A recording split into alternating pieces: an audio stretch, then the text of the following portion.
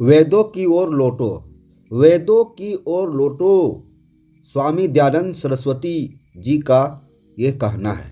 स्वामी दयानंद सरस्वती का नारा था, वेदों की ओर लौटो। यदि आपको संस्कारी बनना है, समाज सेवी बनना है, देश भक्त बनना है, तो वेदों की ओर लौटो। वेद हमें बहुत तरह से सिखाता है। वेद हमें ज्ञान सिखाता है। वेद हमें जीने की कला सिखाता है। वेद हमें संस्कार सिखाता है। वेद हमें माता पिता की सेवा करने का धर्म सिखाता है। वेद हमें बड़ों को सेवा करने का धर्म सिखाता है।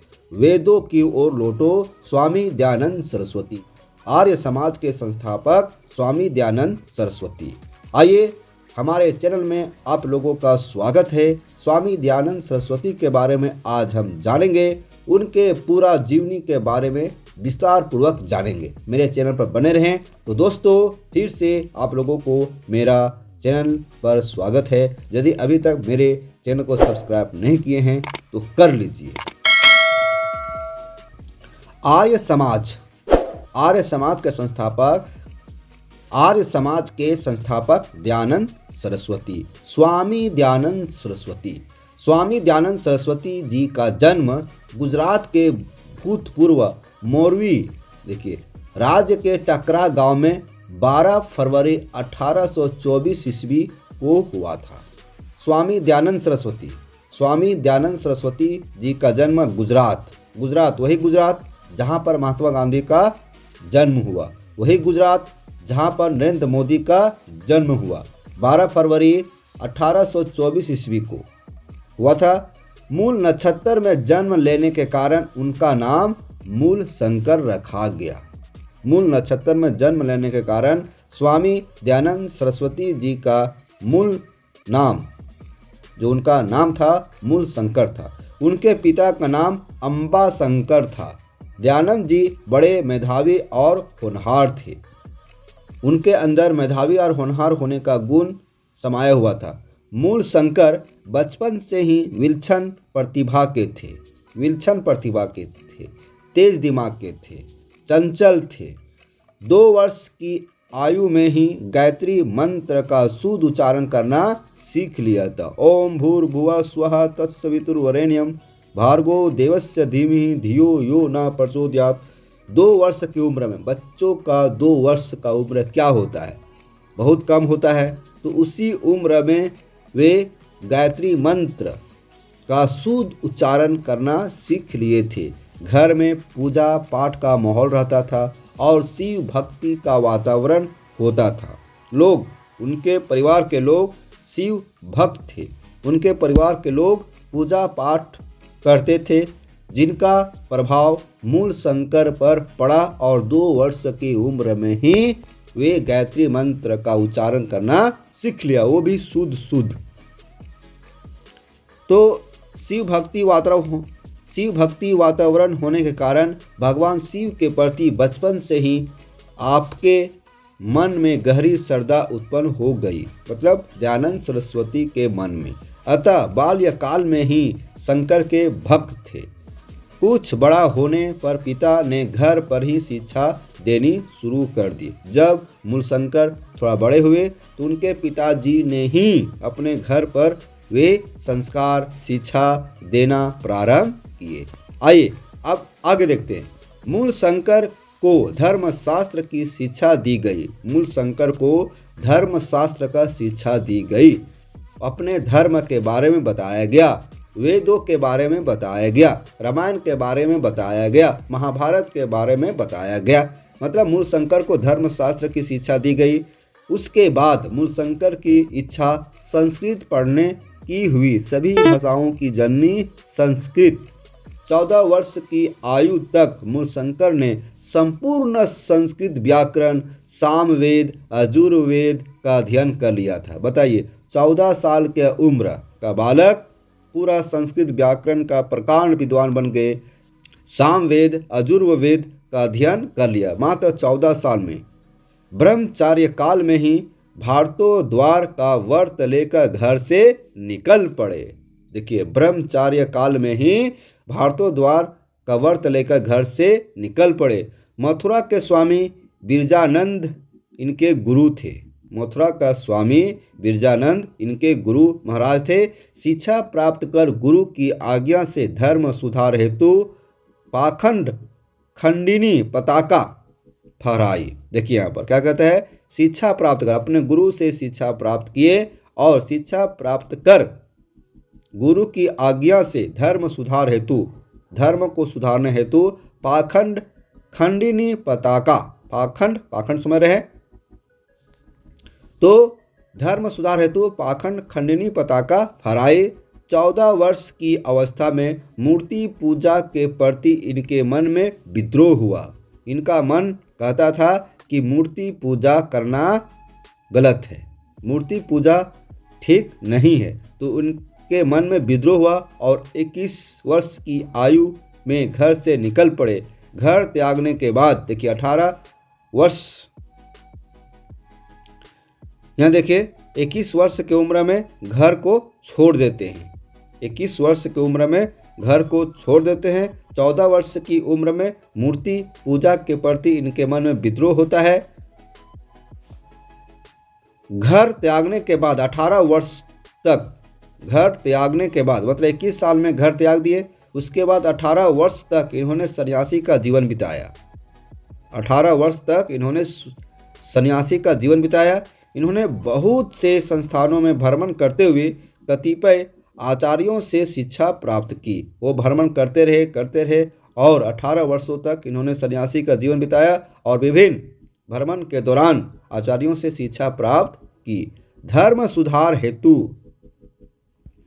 अग्रणी रहे दयानंद सरस्वती ने 1875 ईस्वी में मुंबई में आर्य समाज की स्थापना की थी। स्वामी दयानंद सरस्वती मुंबई में 1875 ईस्वी में आर्य समाज की स्थापना की।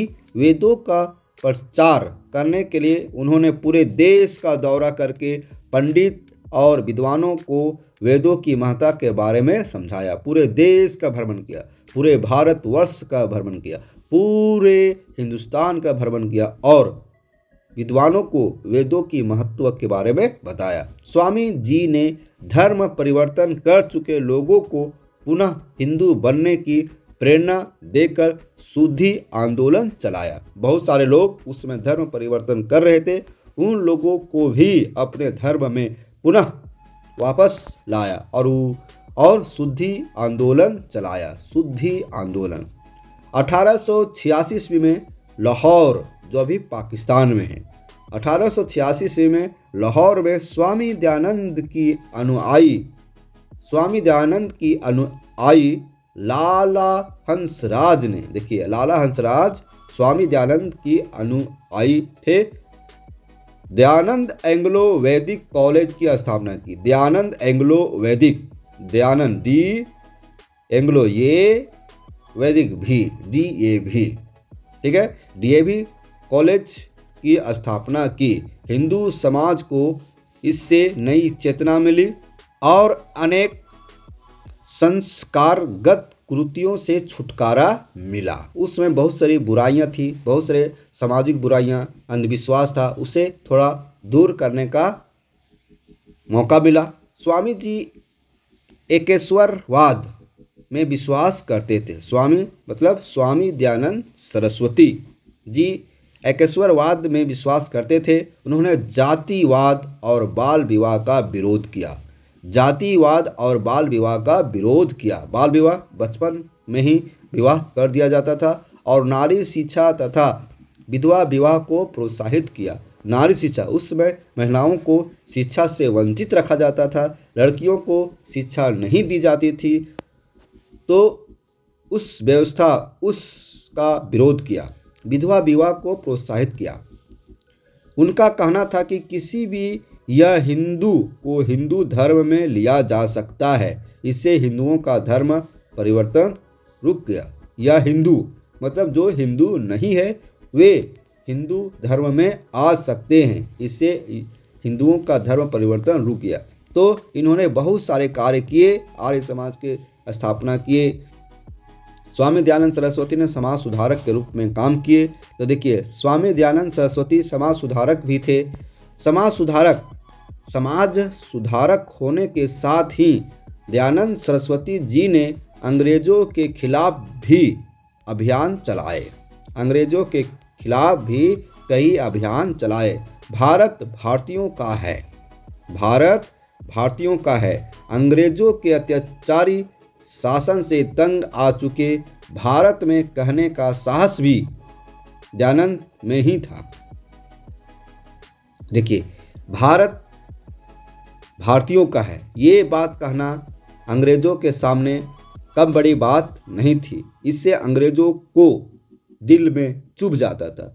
तो इन्होंने ऐसा लोगों को बताया कि समाज सुधारक के साथ साथ देश सेवा करना भी जरूरी है। तो देश हित में हमारे नौजवान देश की सेवा में आगे आइए, ऐसा स्वामी दयानंद सरस्वती जी ने समाज के लोगों के साथ कहे।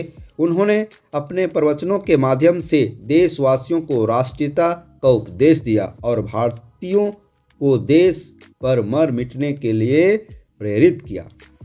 जब वे प्रवचन करते थे तो देश सेवा के बारे में जरूर बोलते थे, राष्ट्रीयता के बारे में जरूर बोलते थे, राष्ट्रीयता का उपदेश देते थे, ताकि उनके मन में, लोगों के मन में देश प्रेम की भावना जगे और देश सेवा के लिए वो आगे आए। और अंग्रेजी सरकार स्वामी दयानंद से बुरी तरह तिलमिला उठी। जब इस तरह से बातें होने लगी उनके प्रवचन में, तो अंग्रेजी सरकार पूरा तिलमिला गई।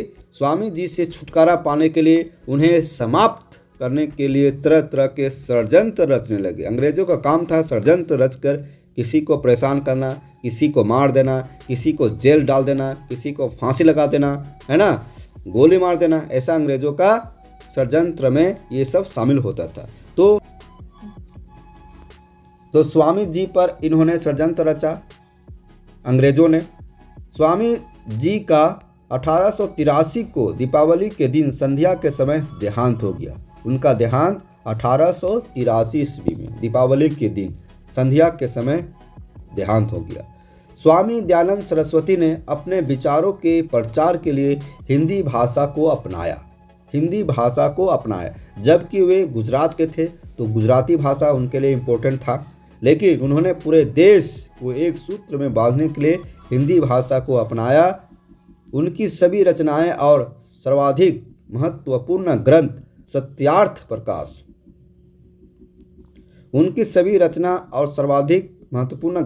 सत्यार्थ प्रकाश मूल रूप में हिंदी भाषा में लिखा गया है। आज भी उनके अनुयायी देश में शिक्षा आदि का महत्वपूर्ण कार्य कर रहे हैं। वे शिक्षा से जुड़े रहे। स्वामी दयानंद सरस्वती जी शिक्षा से जुड़े रहे और उनका जितने भी अनुयायी है देश में शिक्षा के प्रति वे समर्पित है। उम्मीद करता हूँ कि यह अच्छा लगा होगा, इंफॉर्मेटिव वीडियो है। हमारे चैनल को सब्सक्राइब कर लीजिए, लाइक कीजिए और इस वीडियो को शेयर कीजिए अपने दोस्तों के बीच, ताकि यह नॉलेज, यह ज्ञान उन्हें भी प्राप्त हो। फिर मिलते हैं इस वीडियो के साथ, तब तक हमारे चैनल पर बने रहे। धन्यवाद।